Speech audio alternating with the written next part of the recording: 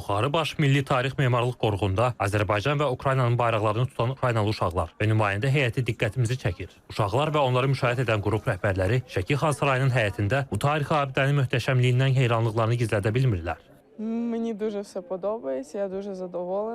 Mən ilk dəfədir Azərbaycana gəlirəm və ölkənizin bu qədər gözəl olduğunu bilmirdim. İnsanlar mehriban və qonaqpərvərdirlər. Buranın atmosferi çox gözəldir.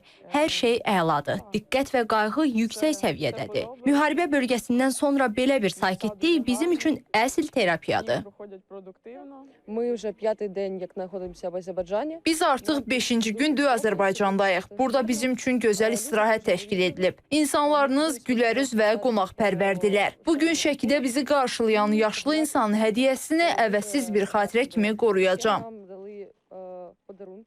Ukraynalı qonaqlar Şəkidə Vətən müharibəsi zamanı xeyirxah əməlləri ilə tanınan Hikmət Baba ilə də görüşüblər. Uşaqlar və qrup rəhbərləri ilə xeyli söhbət edən, onlara mənəvi dəstək göstərən Hikmət Baba bildirir ki, bu görüş onun çoxdankı arzusu idi.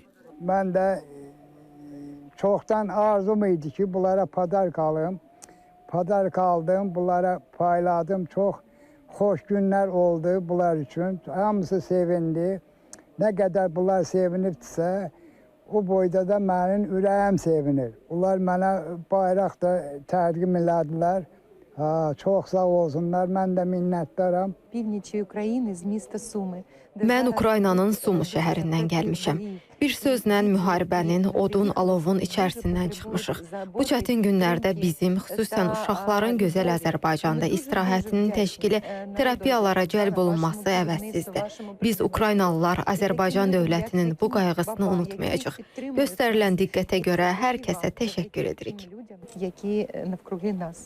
Layihə menecerinin sözlərinə görə uşaqlar bir sıra qrup terapiyaları, meditasiya və yoga məşğələlərinə, psixososial təlimlərə cəlb ediliblər. Həmçinin milli mətbəxlə tanış olan uşaqlara master-klasslar da keçirilib.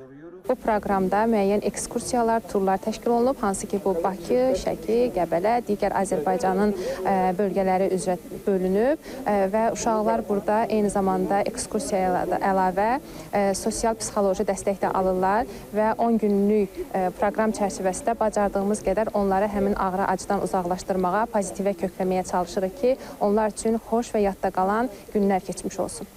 Bildirildi ki, 10 günlük sosial-psixoloji reabilitasiya proqramı həmin uşaqların emosional vəziyyətlərinin stabilləşməsinə, cəmiyyətə inteqrasiyalarının təmin edilməsinə dəstək məqsədi daşıyır. Ümumilikdə indiyə kimi 300-ə yaxın Ukraynalı uşaq ölkəmizə gətirilərək müvafiq xidmətlərlə təmin edilib. Rasim İslamov, Bəxtiyar Atayev, Rüstəm Mikayılzadə, İTV Xəbər, Şəki.